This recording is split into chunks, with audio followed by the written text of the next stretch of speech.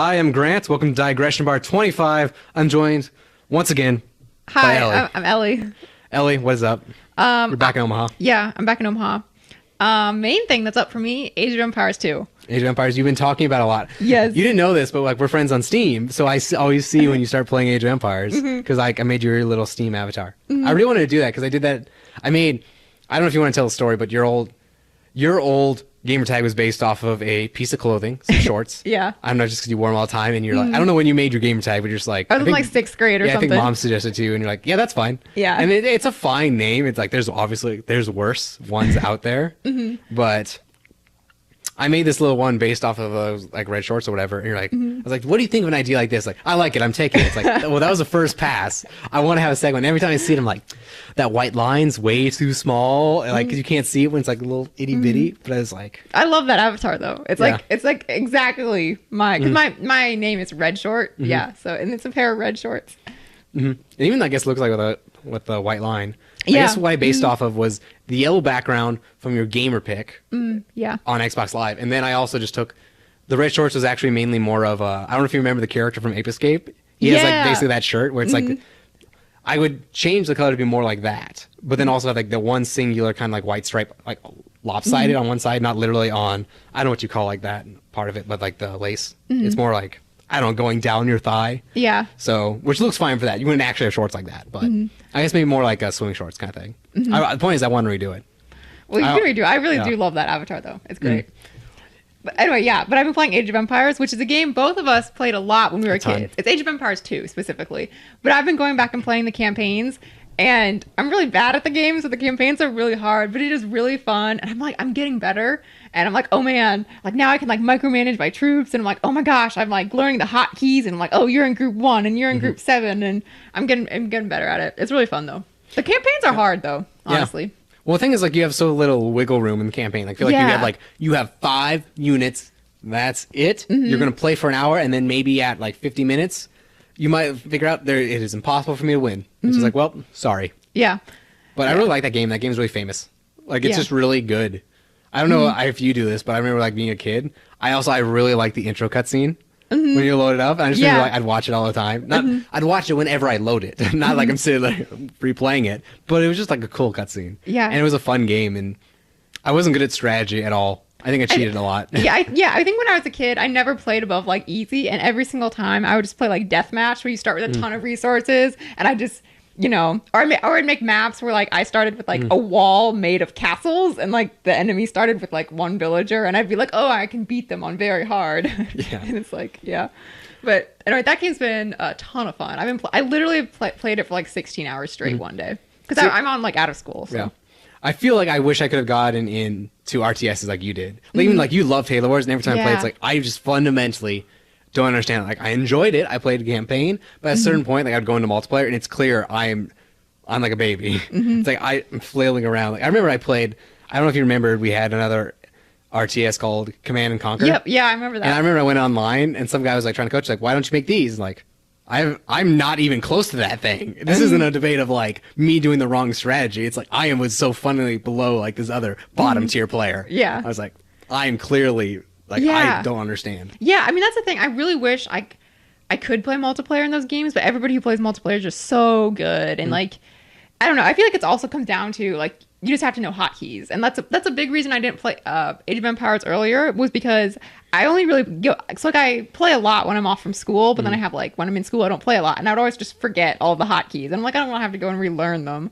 Right. And like RTSs hotkeys are so important, but I feel really pro now that I know my hotkeys and like. Well, because you basically need them to be omnipotent. Yeah. Because like if you ever go watch like someone who plays like really big like StarCraft, or like to convert it to like an AO2 thing. AoE 2, you basically would need to be able to have a perfect battle against another player while also like having somewhere in the corner you have a villager fighting a wolf. Yeah. And be able to go back between those constantly. Or even just like, I'll watch them play StarCraft and you can like, I think it's this where you could set hotkeys to certain sections of the map. And so they'll just do the constantly, they'll just go like 1 through 5 will just be different quadrants in the middle of the map. And it's like, do, while also doing all these actions, just so you can take in the information. And that's like the baseline. Before you can actually apply any strategy. I think there's a lot of stuff like your progression where you're just practicing. Yeah. See, and the thing I wish I could get into it because there's like was 3 genres that I thought that about. fighting games, RTSs, and racing games. And then I got Mortal Kombat and I got super into fighting games, so I feel like it's still possible. But also I know I'd go on and I played Mortal Kombat. I was like, okay. But I would talk to other people because there's a ton of times you just leave your mic on to yell at the other person or just like mess with them or like to have fun chats. It would happen and they'd be like, oh yeah, every day I come home and I just kind of like decompress from work by practicing in the like the AI bot that doesn't do anything, controlled area. And just yeah, I'm not going to do that. I can't compete. And that was like the bar to enter. Yeah. I remember Mortal Kombat was like, I think the only game that we've ever gotten that like I legitimately just gave up on. Like I'm just like, this is too hard for me. And I think I beat the first like Liu Kang fight. Is that right? And then I was just like, I can't. This is too much. You have to learn a lot. Like once you get through it, it makes sense. It makes sense, and that's when it gets really fun. Same for even stuff like I love playing like Bayonetta. Like there's a certain time where like, it clicks, and then you can just have a ton of fun with it, and that's why those games are awesome. But until you do, it's like just nothing makes sense, and just, you're just flailing around. Like I don't understand what's happening. You're button mashing. It's inconsistent. So I get it, and that's why I feel like again, like with an RTS, I just must not be getting it. There must be something in my mind that I'm just not quite getting that's going to flip, and then I really love it. Well, and I think the thing about Age of Empires 2 is like the stuff that I thought I was bad at, like I was like, oh, I must be really bad at micromanaging my units, and that's why I suck. And I was bad at that, but I think also I was really bad at managing my resources. Like, so I'd build a bunch of troops and then just like not bother to bring them back and heal them because I'd be like, oh, that's going to take too long or they won't make it anyway. But actually, that's a huge thing because over the course of the entire game, the amount of units you waste because you let them die versus healing them adds up to like a ton of resources. Yeah. So, yeah. It's a big deal, I'm sure. And like it's something where I also felt like as a kid, you make the mistake of trying to play the game properly. Yeah. When really it's more like if you had to rate every unit on like a scale of 1 to 10, most of them are going to be like 3s, some are going to be 5s, but there's going to be one that in terms of like power to like resource is like a 10. Yeah. And the thing is, if you rebuild anything but that unit, you're losing. Yeah. And I remember that we played like Halo Wars where it was like Halo, it's the Warthog. It was like Warthog. It's cheaper, it's faster. You just build only that. But RTSs, they encourage you to be like, I'm going to do a strategy. I'm going to be varied. I'm going to be like prepared on all fronts. Like how you're talking, it's like, of course, I like build a wall around my city to protect it. But in reality, you said you went up and looked at like different guides and strategy and was like, never build walls. Yeah, because it's just not worth it. Not worth it. And it's just like, that's so counterintuitive. To what you would think. Or even like just what you want to play it like was in history, I guess. But yeah, it's not that at all. Yeah. So I think a thing is always for me, like I like to be very defensive in RTSs. Like that's what I think is fun. But really to do well, you have to be like aggressive. Like you just have to constantly be attacking. And I'm really bad at that because you have to be aggressive and attack. You can't lose those attacks. Because if you lose them, then you're like screwed because you have no army now.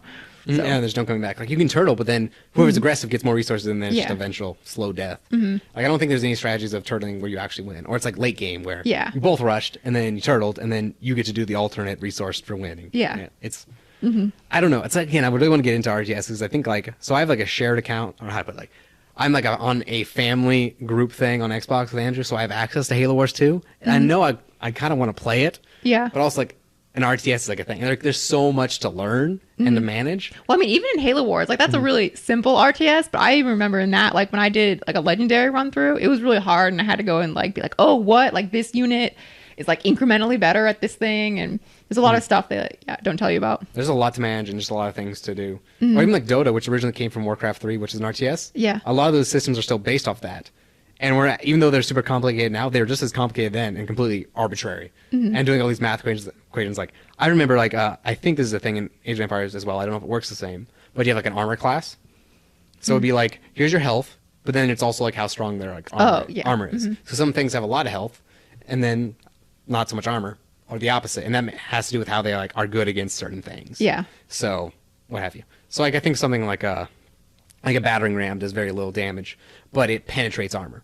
Well, then buildings have a ton of health and a ton of armor, so generally things aren't really good against them. But this makes it good against that. Yeah. But anyway, I remember reading like all these like crazy math equations on Dota, where it's like every 7 points of armor you put in doubles your effective health, but each single point technically covers less because it diminishes, but your effective pool doubles. And it was this whole thing understanding, and that's why.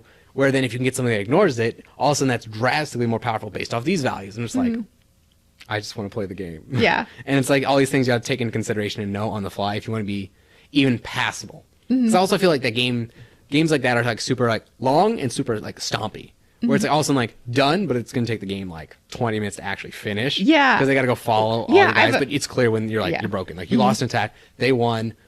you're gone. Yeah. So that was I was playing some of the campaign before I came here today, and it was like I beat the campaign, but I had to like kill their last villager or something like that, and I walked around the map for like 20 minutes trying to find this like dumb villager, and I just like couldn't, and it's like this is silly. I clearly like beat them, and I think they built like a dock somewhere, some random building. Yeah, something random an AI would do that's just like to do something. So yeah, I know I saw a really good old StarCraft video where I guess one of the races have the ability to take their town center equivalent, and they can fly around their buildings because it's sci-fi. So they would just fly it like off the map in a corner, and that was their multiplayer strategy. They would just like wait for the other person to quit, and it worked all the time. In this particular video, it was them mad because the other person found them, and they're like, because they destroyed everything else, and they're just like hiding in the corner, and then they see one unit, it's like, oh, it's over, and then you see that unit go away, and like there's just like basically a 2-minute timer. It's like, they're coming, and then they show up with this massive army because they've been doing nothing but building for like 10 minutes, and it was just like, it was hilarious. Oh, that's great. Yeah. It was fun. I think I always did in a way like that Star Wars version we had. A little bit better though, because it just felt it had like more nuances. Yeah. I feel like AoE, since it's bound to like medieval settings, like you're very limited on like your ranged options. Yeah.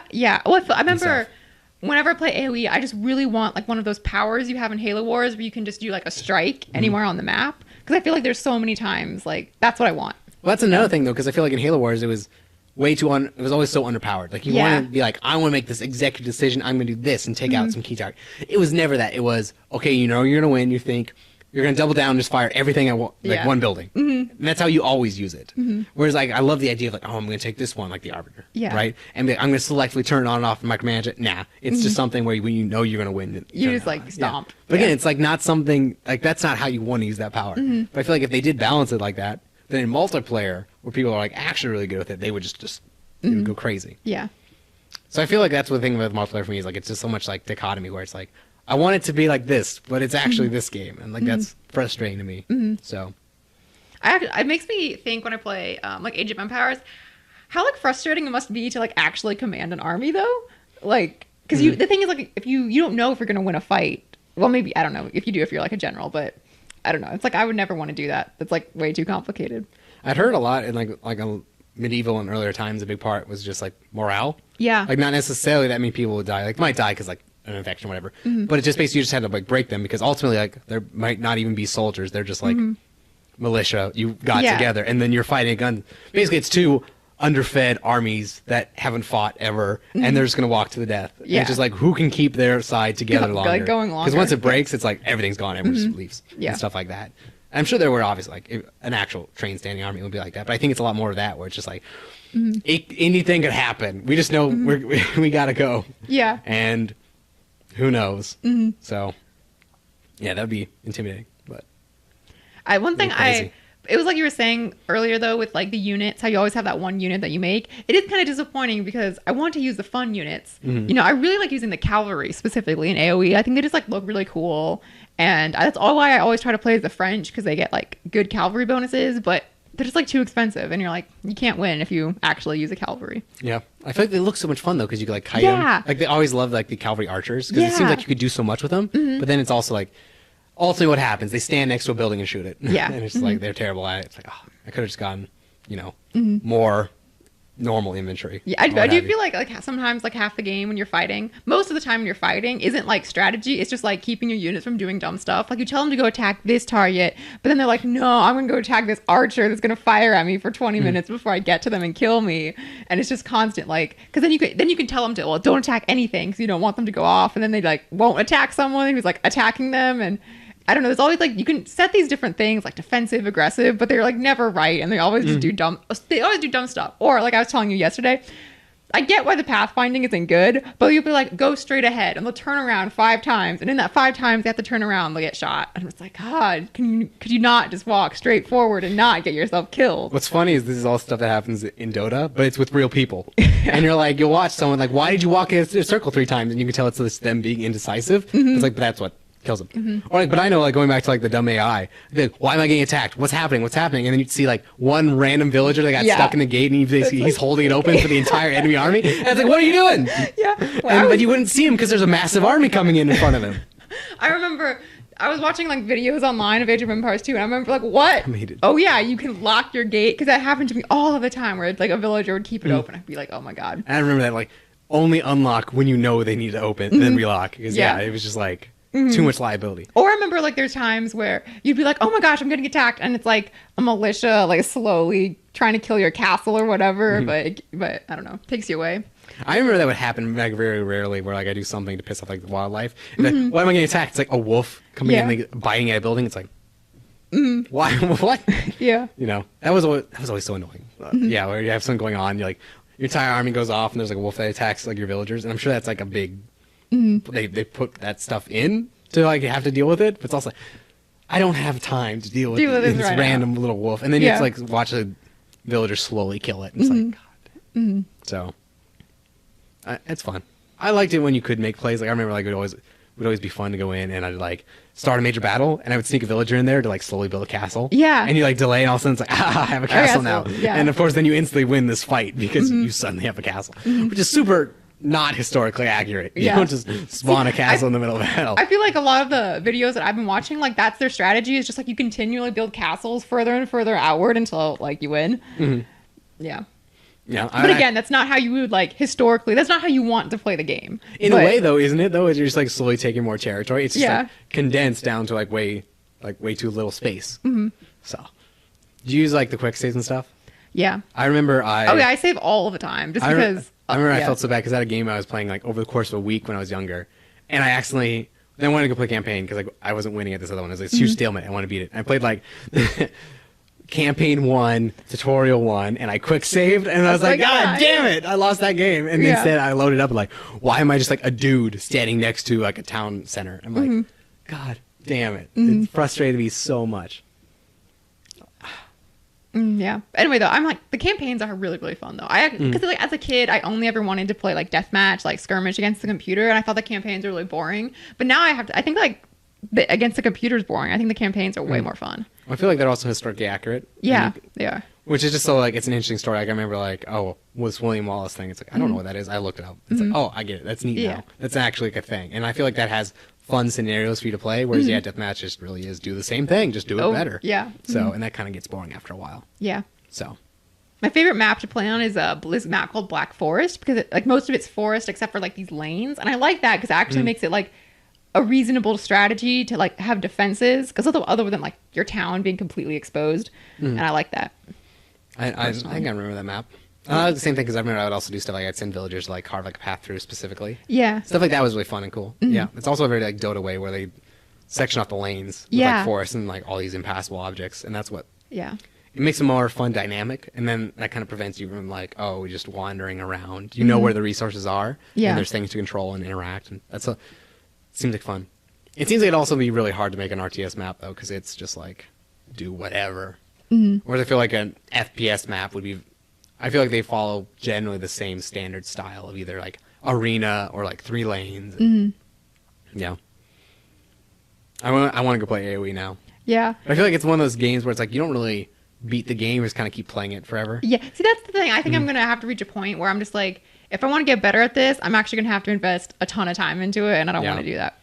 And ultimately, it's like an old game. Yeah, it's like what came out. If it was new and you're listening to it, it'd be like hell yeah. Yeah, but it's like came out in like '98 or something. Yeah, so it's like holds up really well though, actually, like for being made in that time. Well, because you said they did an HD re-release. Yeah, and they like updated the AI and stuff like that. That's cool. It's cool when they have like actual like updates. Like I know like for Crash Bandicoot when they did the re-release, they had like a new level. Oh, that's and cool. Just like actual like new things, even just like bringing in like achievements. I'm sure would be really fun because it's just simple stuff like beat this game, beat this level faster. It's something that you probably would do as a kid anyway. Yeah, it's cool having that. Like, so looking forward to that new Spyro remaster. Yeah, I was so sad it got delayed because I was hoping to be able to play it before I went back to school, but yeah, that sucks. I'll have to wait till like Thanksgiving to play it. But you said wasn't it like you go back right before it was supposed to come out? Yeah, it was like a day before it was supposed to come out or something. It's not terrible. Yeah, I'm super eager, but I'm also like, I hope the achievements and stuff are good because I hope I can beat Spyro 1 in a single day. Yeah. It's not that hard. That's what I'm really... Especially because I already know it. Yeah. Well, that's the thing I think I'm really excited for is it's like a game... It's not a long game. Like, I know I'll be able to sit down and do everything in that game and then be like, I finished this and now I can move on. Or like in Spyro 1, I love that there wasn't a ton of backtracking. Yeah. Like the only backtracking I think there is at all is like the flight level that's hidden in the first world that you don't learn about till later. But if you know, you can go there right away. So yeah, you just like literally like 100%, 100%, 100%, 100%, 100%, done. And I guess like in a way they changed that in 2 and 3, which I actually, even as a kid, I was like, that's dumb. I want to be able to beat something, not have to like unlock an ability and come back. I think too, as a kid, I didn't realize it, and I think I wasted a bunch of time being like, how do I get to this ledge? I can't get to the. It was like, oh, you need to advance further, but I didn't know that. Actually, that always annoys me in games, even now. Though when you just realize it's better if I come to this later, because then I feel like then you're not like playing the game. Yeah. Like I was playing like this. They had the Destiny 2 like Forsaken release.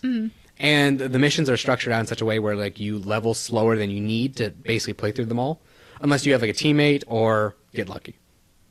But it's like I like the idea of like playing them to get harder and harder and harder. But in reality, if I want to be like efficient and not spend all night doing this, it's really just go do something stupid for an hour and then come back instead of running this for an hour and then not completing it. But it's like, but I want to do that.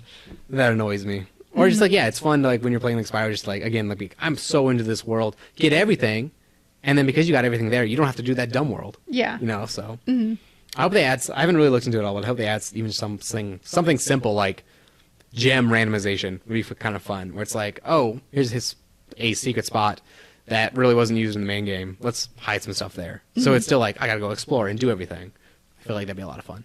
Yeah. So. Yeah, I'm super excited for it. I actually don't remember. I remember 1 and 2 pretty well, but I don't really remember much of 3. So it'll be like almost like playing a new game. I just played them all recently because Jamie has them over on PS2.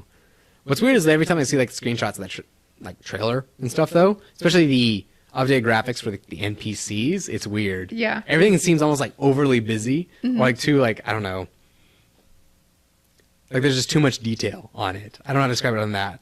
Where it's like there's just too many things on it. So it's just weird seeing some of that. Like. I like the stuff from the first one because this first one has a different aesthetic to some of their stuff, but 2 is a lot more like crazy fantasy magic, and I don't know, it's like a little over the top, and like that kind of gets me. But maybe it's just like Uncanny Valley because I know what it's supposed to look like in the original, and that's why I think it's weird. But I'm so eager to play it because you pre-ordered it, and I borrowed your Xbox when you're out of town because you don't take it. So I'd always be like, oh, I'm gonna go start up Netflix, and I would just see it like down at the bottom, like Spyro. It's like, oh, okay, it's not out yet. And I was like, oh, I want to play it so bad now. I think like I remember because I also went back and played Spyro 1, I think a couple years ago, and it was so fun because like I remembered bits and pieces of that level, and when I would discover them, I'm like, oh my gosh, this is that thing I like remember so clearly. Like there's like a world behind like a waterfall, I think. Yeah, that was the flight world. Yeah, the flight world, and I was like, I remember that, and that's what that was, and it was just so like fun. It's like the perfect nostalgic experience. I was the same when I went through. Like I remember I never 100%ed Spyro. And as part of that, I never did like the final level. But I remember it was because like it was, I don't remember the actual name of the level. It was in like the second world. It was like the first level in that world. There's a dragon who's like right next to the end of the level. And it looks like you can make it, but you can't. You're supposed to go like way around and make this jump. And I'm a dumb kid. I think I know what you're talking about. So I remember it's like I just sat forever at 99%, and I knew that there was a one more level that was like a really cool level, but you had to have 100% to go to it. Yeah. I was just like, oh. Or even like as a kid, I remember like, did you ever 100% Spyro 2? I don't know if I did. They did a really cool thing. They had like a pseudo New Game Plus where you could continue playing on the same file on the next one, but if you 100% it, you got a permanent flame power up. And I remember I discovered that as a kid, but I didn't realize how I got it. I just knew I got it. Like, is this glitched? Like, I'm not going to complete the save because it's fun. Because I just remember, like, you just break so many things in that game with that. But it's just like, that was a really cool unlock. Yeah. And that, like, set, like, the bar for things I like unlocking in a game. Because it's like, you can do that. That's really awesome. That's really, really cool. Actually, speaking of nostalgic games, I also went back recently and replayed all the Pajama Sams. Those, those are, one, they're fun. Two, the music in that, so there's a game, or one of the games, it's You Are What You Eat, which is like all about not eating too much junk food. But there's like a spot in there where they have these soda cans, but they're singing a punk rock song, and it's like a really accurate punk rock song. I remember that level, because isn't it something like, it's supposed to be like soda and Pop Rocks in like the stomach, and like, it's upset? Yeah. And you have to make them waltz or whatever? I remember this. No, and the song is so fun. The soda's like, I'm going to like stick it to the man, just like a can. And it's like really, it's like, you wouldn't get that when you're a kid, like what that is in reference to. But now that I'm older, I'm like, that is such a cool reference. Those games are really fun.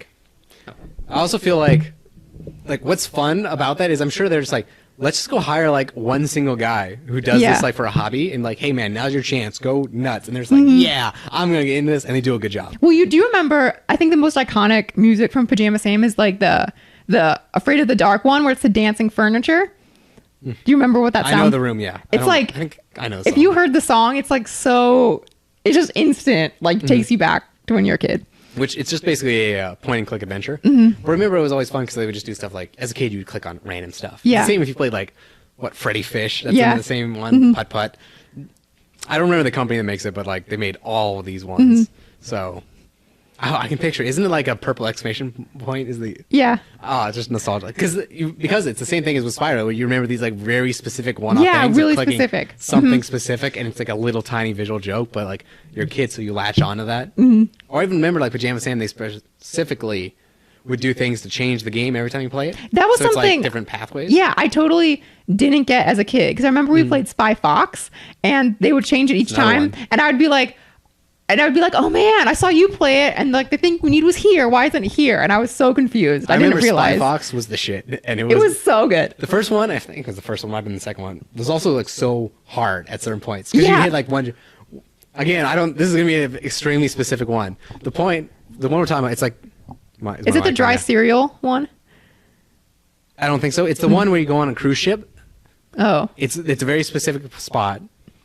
It's like there's a cruise ship on the right, SS whatever. oh You go yeah. on it, and one of the puzzles you have to like, you are trying to like disguise yourself to like take over a post. And he's like, oh, I'm off at 5, and you had to go set the clock at the same time. And there's some gimmick, and I could never figure it out. And I remember this is all coming back to me, and I remember being so mad as a kid. Like I know the idea of what to do, but I can't execute whatever this dumb idea is. So. Yeah, it was really cool. I always liked those games. It Yeah. was cool, yeah. Yeah, they were really fun. Spy Fox was a great game. I think I'm sure it's fun because like as an adult, like yeah, it's not like a 60-hour game. It probably takes like 20 minutes, but yeah, it's it takes a fun 20 minutes to go through. Yeah. Yeah, 10, 20 minutes. Or I remember like as a kid, I'd be like, it was the one, I think it was Afraid of the Dark, Yeah. where it'd be like, they had a really fun like basically tic-tac-toe game. Yeah, it was like it was Parcheesi or something. It was like cheese salami and crackers or something. Yeah, something like that. dumb like that. Or they had another one that was like Connect the Dots. I think that was the one I was thinking of. And it was like something very simple point and click. It was like time based or something. It was fun as a kid, but it was only on one specific route. And Yeah. they're random. So I thought, I got this one this time. Yeah, Yeah, And I it was remember like a that. dumb 20-second game. Yeah. but I'm sure I'm like 6, so who cares? Well, I remember, what is that? The Putt Putt, where they had like the mow your the grass remember that. game. That was so fun. Yeah, and it wasn't even a challenge. It was like you could run into something, but you could like pause Yeah. anywhere. But it was just like satisfying to get all the stuff. The stuff, yeah. Yeah. Oh, those are fun. Those are fun games. I'm just like, it's all coming back to me. I wish I could like sit down and just watch. I did watch a Game Grumps playthrough of Freddy Fish one time just because I thought it was really funny. I remember they have a really great moment where there's a point where like you can take Freddy and just goes to math class. You like select your levels. Like let's select super advanced math, and it's just like double equations. Like how should I say this? So it'd be like 55 plus 22. What is it? And it's like okay. And they're just doing that for like 5 minutes, and he just starts like, I don't think we're going anywhere. I just think we're doing math. And I'm like, I was that dumb kid. Like, I'm sure you're just like, you Yeah. don't realize you're like not going or progress anything. You're just doing it. You're like, I'm just going to go around in a circle, which is the point and click. So nothing advances. It's Yeah. just like until you touch the thing. Your kid's like, I'm just going to click on everything and not really have a plan. And eventually you make progress. I almost want to play that now. I'm really curious if we could like share our Steam libraries, because I'm sure I got stuff that you'd like that you could run on your laptop. Yeah. That are intensive, like Amnesia. You might be able to do, but that's not intensive. But that'll Yeah. take you some time. And then I could play. Yeah, Pajama Sam. I can play baby games. Yeah. You can be a baby and play Amnesia, and I can play the baby games. So I wonder if there's anyone who like played those unironically. They just like really liked point and click. Yeah, I don't know. Like if you're like an animator or something, and you're just like, I got 10 minutes. I'm gonna sit down and play this. I wonder if there's anyone like that. I don't know.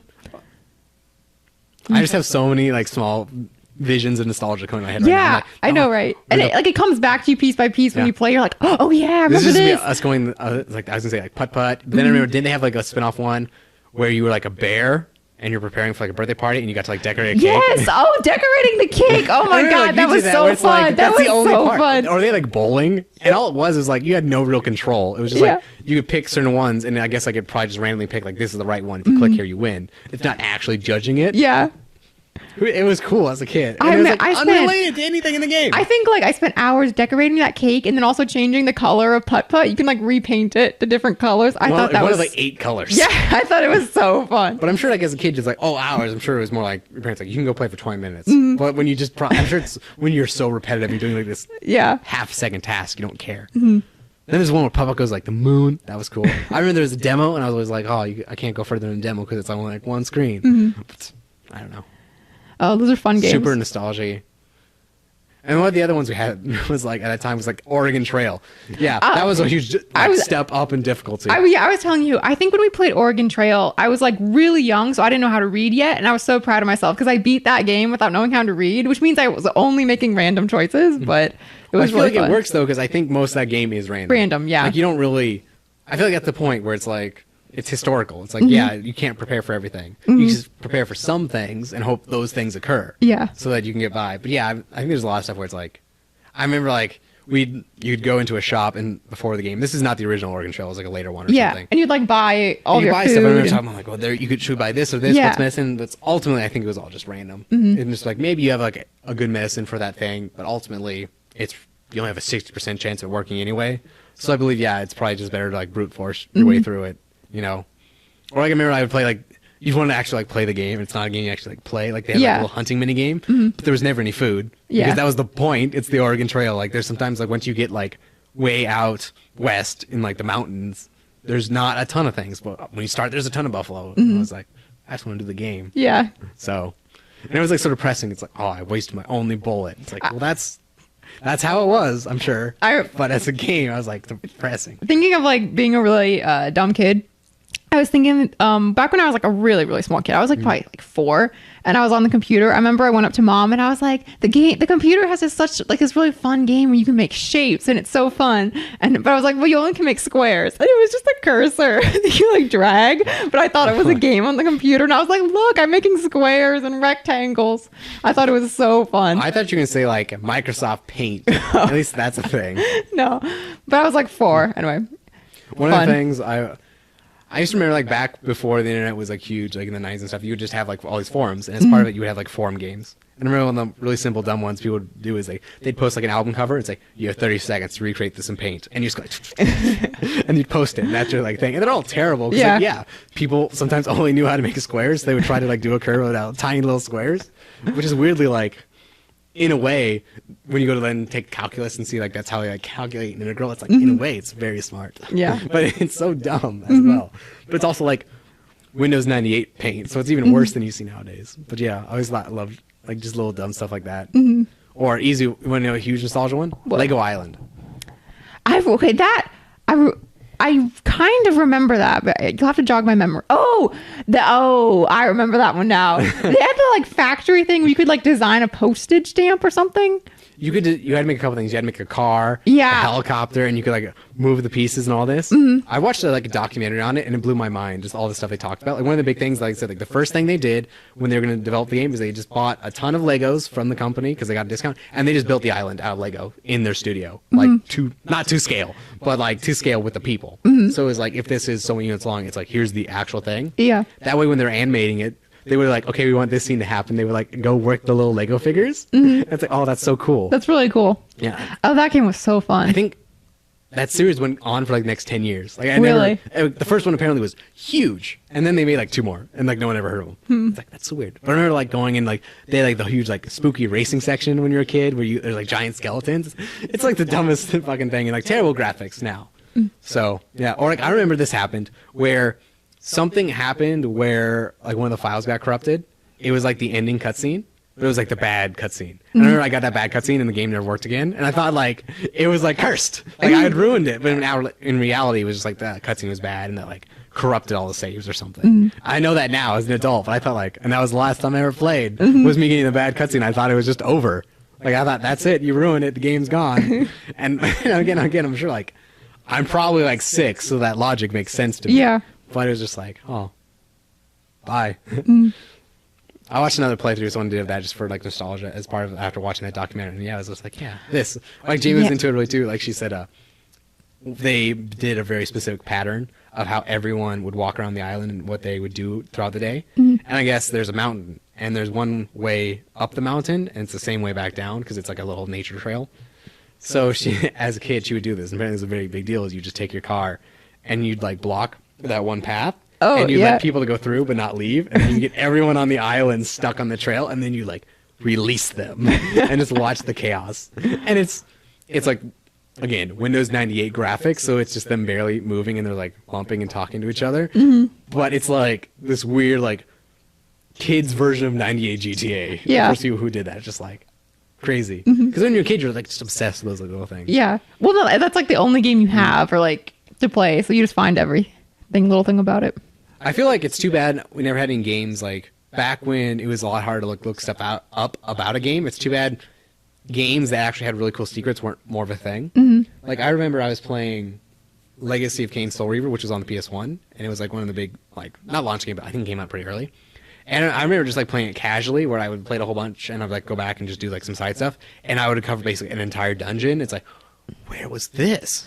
Or like you hear like players like, or not players, but NPCs talk about stuff and think it's like a legend, and then you'll just come across like, what does that thing do? Oh my, what? This changes everything. And just like, it'd be cool to have had that as a kid. Games that are more like that. Whereas I feel for the most part, it's straightforward. Yeah. I think the main thing you latch on as a kid is just like the things you couldn't beat. Yeah. Because as a kid, you like obsessed over them.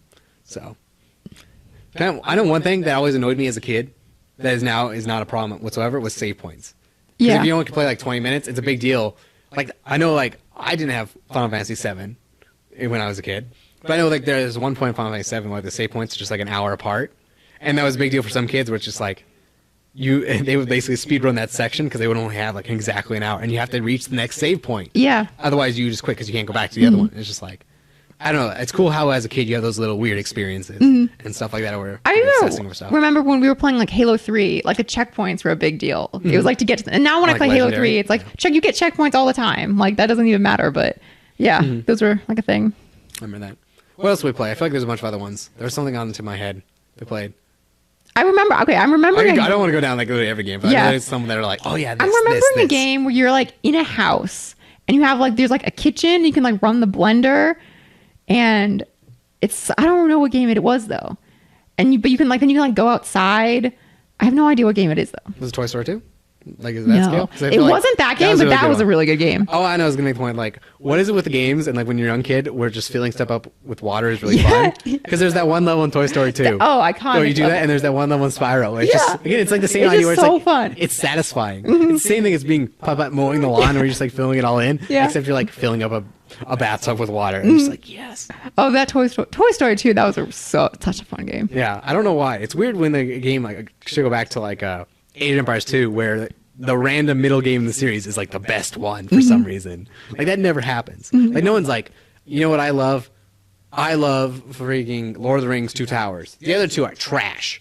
No, you never do that. It's always like, oh, the second one's like whatever, and the third one's the best or something. You know, it's really rare. But I feel like sometimes you get that just like, why was this one so good? Because Age of Empires 1, from what I hear, meh, but solid. 2, 10 out of 10. 3, yeah, I remember we got 3, and it was like weird. I didn't really like it. Yeah. I feel like they tried to have some kind of like RPG leveling to it, if I recall, and have like kind of like this thing of this outside city because it was supposed to be all colonial. So it was like your city could ship stuff to you, and that was a big part of the game. But it was just like, eh. I think a really underrated part of Age of Empires 2 is their map editor. Like, it's a really good map editor, and that's something they totally didn't even need to include in that game. But it's really good. I feel like map editors... You could make all of the campaign maps in that map editor. I feel like map editors have declined so much over the years. Because I feel like that used to be a big deal from like that time all the way up until like Halo 3 or 4-ish, where like everything had a map editor and you could do so much with it. Because I feel like that you could totally do that. Like that's what Dota came from. Was mods and like map editors. And people would just like make fun scenarios. And then eventually people were like, we really like this one, and just kind of evolved. Yeah, I could totally see you like doing fun stuff like, I'm going to make this level and send it to my friend. Because they're also like super tiny files because you are ultimately only changing a couple small things. You're not literally sending all the graphics. They already have the game. It's just basically, I'm sure, like a couple kilobyte text file and it's an entire level. Unless you do something weird like include your own sound effects, which I remember you could do. I remember like when I was a kid, I would mess with that map editor, and I remember I could have only 2 triggers because it would crash if I had more than 2 triggers. So it was like, oh, what are the 2 coolest triggers I could do? And ultimately, it was me just like doing dumb stuff where it's like, Yeah. do this and then you get infinite resources, or you like go here and you plays a line, and then I don't know, I think it's fun, but because I'm a kid. But yeah, I remember doing that. Or I remember like even spending so much time like Forge in Halo, where you just like mess around, even though you never actually like made anything good. It was just fun. We could talk about that. I feel like we could do an entire podcast talking about Halo 3. Yeah. Oh yeah, I'd be totally good. Like I just remember going in like and all these experiences. Like I remember this. I don't remember why I played with this dude, but I remember it would be you and me and him.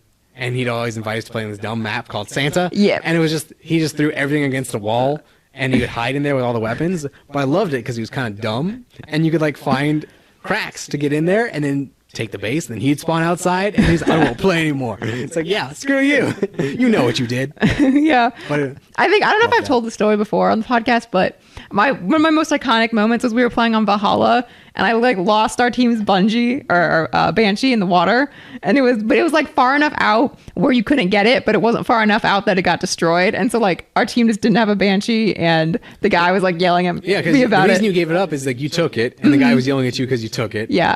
From him, like because he was like 10 seconds later or whatever. Yeah. And it's like, okay, I'm gonna give it back to him, but he left it right outside of bounds, and he thought you were like making fun of him. Like you don't even know how good this is. You don't even know. You were gonna blow it up anyway. I would rather you have just died.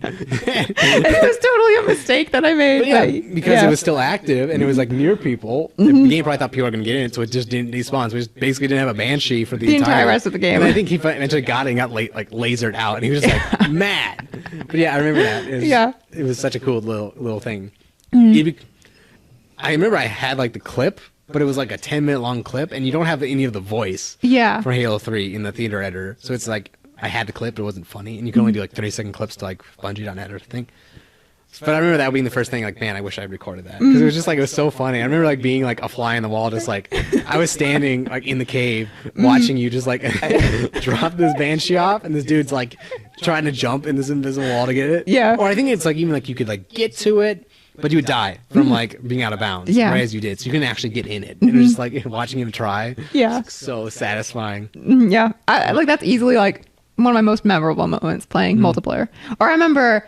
I remember in the pit one time, like you and I would like hide up in that room, and then like no one could find you, and they'd get so mad. That was one thing I did with like another guy all the time. Is I just go into doubles, and I loved. This is back when like Halopedia was like a thing, and they'd have like actual articles like here's all the best hiding spots, and I remember reading them, and it was just cool.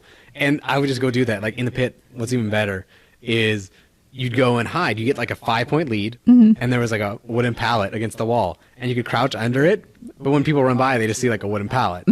And you would have like toggle crouch in there, and then you'd like immediately start messaging the enemy team like, guys, why are you hiding? This isn't fair. And they'd like message back like, screw you guys, I hate you. And then inevitably every single time you'd win the game, or you generally win the game. Sometimes they find you, but you'd win, and there'd be like a pause, 3 minutes, and then a ton of hate mail, because you can tell they like paused the game, loaded up theater mode, and then saw where you were, and then they're typing these mad messages. I just loved it so much. Yeah. Because even if you go back and watch it yourself, you can see like when they got your message, and you can see them like fire at the air madly. It's just like it had so much fun to doing that. And I feel like I haven't had that in a game in a long time. Because yeah, you're just like messing around. But now it's also like I'm an adult. I'm not going to spend and make every single doubles match a 30-minute match because I wait out the clock. So. Oh, that was so fun though.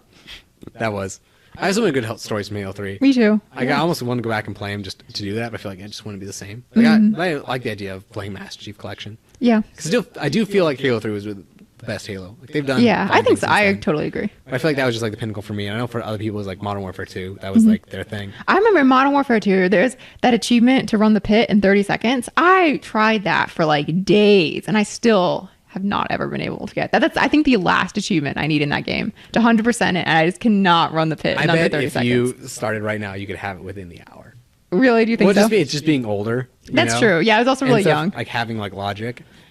Not that you're like that young, but it's also like, again, you probably felt like you spent it hours and hours when it was probably, wasn't that long. 1 hour a week, but it was your whole time.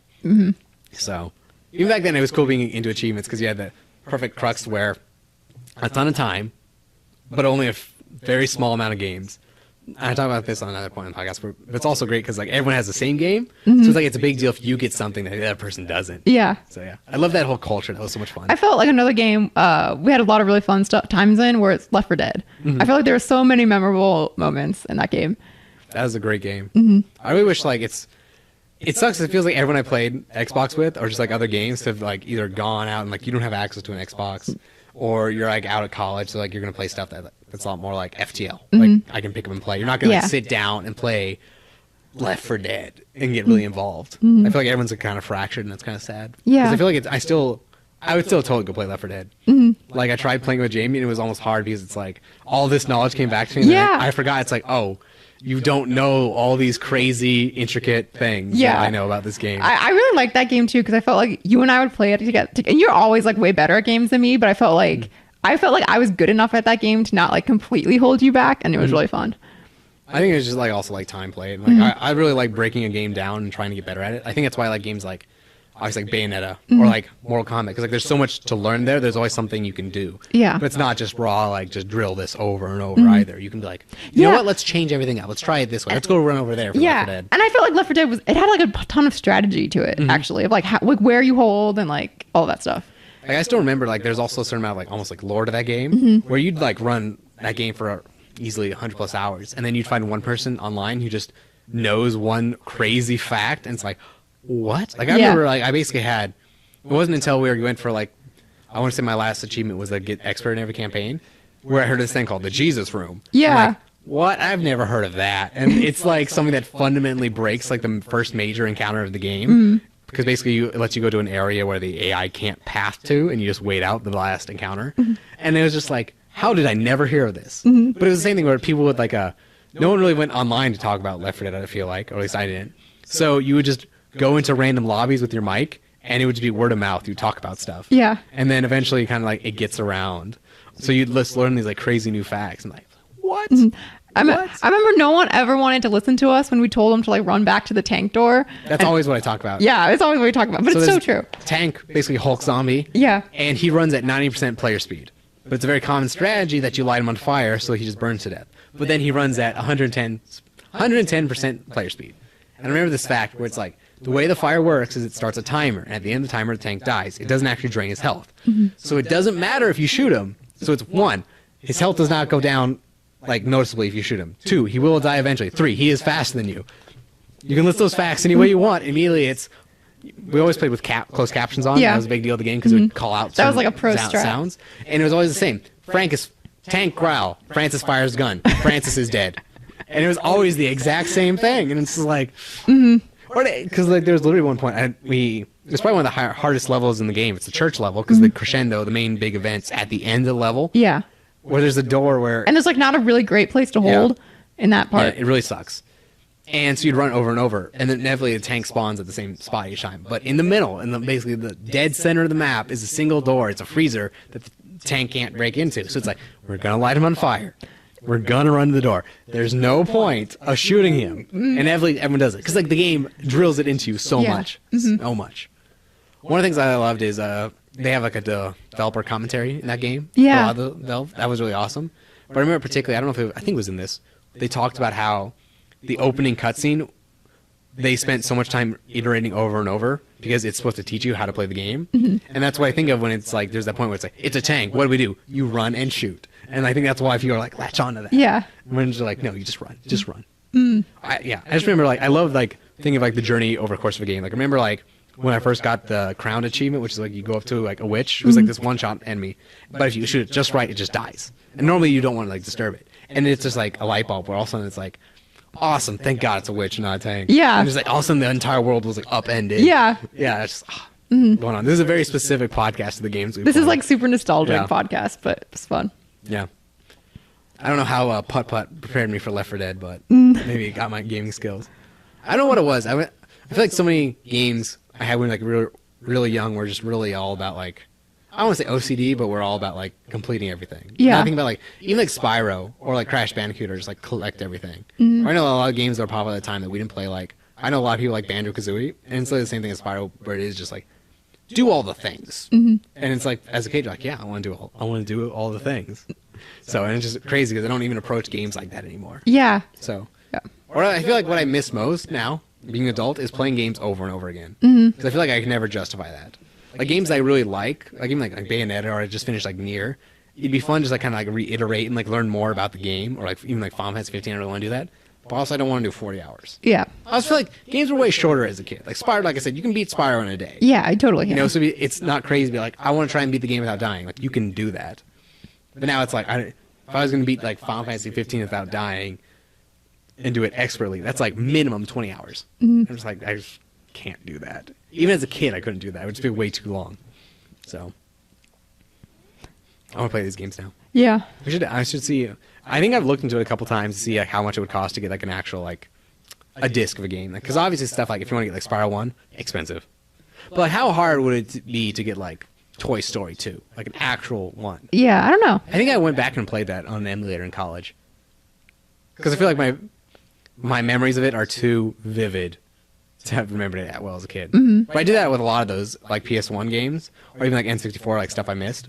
Where it's so much fun, like you say, like to play Spyro, to sit down and like all of a sudden like all these spots in your brain just start connecting. Like that's what that was, or that was what that was, or just to like find the answers to these hidden questions. Like, I remember I had some memory back when we first got Spyro, and it was like some room, and it was underground, and it had all these like gems in it and a dragon in the center. And that room doesn't exist. Found out way later. It was actually the demo level that they put on like stores and stuff, and I guess I just saw like a clip of that somewhere. But I was obsessed, like I must be missing it, because also again I never 100%ed it, so I thought this must be like one of the other dragons I was missing or something.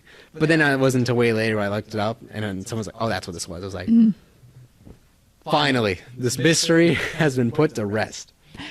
Speaking some mysteries. There's always this TV show we used to watch when we were kids. I really liked it, but we didn't watch it a lot. But I've never been able to find out what it was. And it was about like a big white robot and a small red robot. But I've never been able to find it. But I feel like I've told you it before. But what is it? I think it's just called Big Robot. No, I don't think it is. I don't think it is. It's like Big White Robot. I think so. Okay, I'll have to look it up. You were like super young though. I was really, really young, yeah. So that's almost like young enough though, I feel like, where you'd be like, you almost don't want to see it. Yeah, because it's probably like way different than what I think it is. It's like the second or third kind of channel you'd want to watch, and it's like their shitty version of the show that's running at 6 a.m. in the morning when you have to get up with your parents or something, where you're like, oh, this is better in my head. Whereas like something like Spyro, you pick up, it's like, it's still fun. Yeah. I bet I can find that show. All right, if you find it, send it to me. There's a subreddit that's like full of stuff like that. That's just like tip of my tongue or something. And that's how I originally found like the Legacy of Kain series, which I really like now. I just remember it was like there was this game on the. I didn't even remember that the PlayStation came with the demo disc. I just knew that we had something like that. It wasn't till way later that I understood what this was when I asked this question. It's like, there's this game on some disc that came with my PlayStation.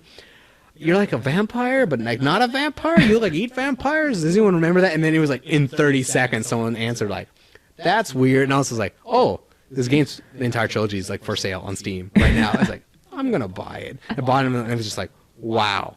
It was the same thing where it's like they had a demo level, which was like an optional dungeon in the game. When I got to that point in the game, I was just like, so much nostalgia, and it's like I understand it now, because that game has a bunch of really weird mechanics. But I remember as a kid, just like being like a caveman, where I would just like hit stuff, and like I don't understand any of this, but you're a dumb kid. Yeah. So, or even I remember like learning to read in Spyro. Like it was sometime around there when the Spyro had like kind of came out and we had it. It was sometime between when we got Spyro and like Spyro 2-ish. It was like when it all of a sudden mattered. I want to say I could read at the end of Spyro like 1 or something. I might be dating it wrong entirely, or it might be way off when we got it. Like it was way later or something. But I remember that being a big deal. Like, oh, I can understand what to do now. So that's a big deal. I want to play Spyro now. Like it's even worse because every time I think about it, it's like, I just want to sit down and like play Spyro, and it'd be fun. I can totally get why people are like remaster. Like, you know, I already own the game, buy it again just for a reason to play. Yeah. It. So I totally get that, because there's some I could see doing that for. Like some games were like, oh, just buy it. I think I own 2 copies of Dark Souls 2. Because I think what was it? It was like I bought Dark Souls 2, great game, and then the DLC I never got to play. So it's like it's cheaper to buy the whole game over again with the DLC than it is to individually buy it. It's like I'll just buy a second one of those. So yeah, And I think I also own like one on my Xbox and on my PC. And just like, I think that's the way for me with fun. Borderlands. Yeah. Like, we had it for the 360, and then I went to college. So I'm like, I'm going to buy it for my PC. Then I got an Xbox One. I bought the Handsome Collection. But it's such a good game. I really love that game. I really hope you should play the DLC. Because that was a thing I just did recently. I don't know if I talked about it. I went back and I was like, I always meant to come back to play this DLC because it's got very certain things in it. And it was like years later, I finally make this like pilgrimage back and unearth this old character that hasn't been loaded since like 2015 or something. And I don't even, I look at my guns like, what was I doing? And I'm just like, I spawned into like Sanctuary. I'm like on like the third quest and they're like, it's just crazy to think like I just like stopped one day. But then yeah, and I just did this DLC and just like, it was cool. Like, yes, I'm okay if that's the last time I play. I don't know. It was kind of cool again having that moment of coming back and like everything's solved, like in a nice little bow.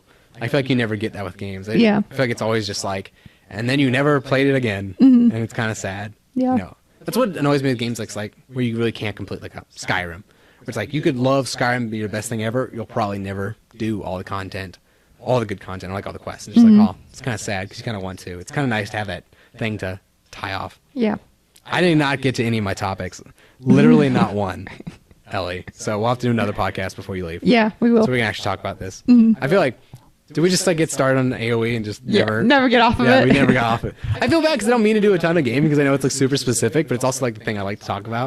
Because I know like somewhere out there in the future, somewhere out in like the ether, someone's gonna like get triggered super hard about some comment about mowing as putt-putt. And someone's gonna be like, oh my god. That was their game. They couldn't remember what it was. It's going to be huge. Yeah. So I feel like, play as a bear. It's like, yeah, you make a cake. Like that one thing where it's just like, suddenly all comes back. So I look forward to that comment where it just blows someone's mind. Yeah. So we can go and wrap up though because I got to get this out. I have to get this out in 13 hours if I want to make good time. So anyway, I'm Grant. This is Digression Bar 15. I was joined by... I'm Ellie. And we'll be back again in 2 weeks. You want to play some Spyro? Yeah.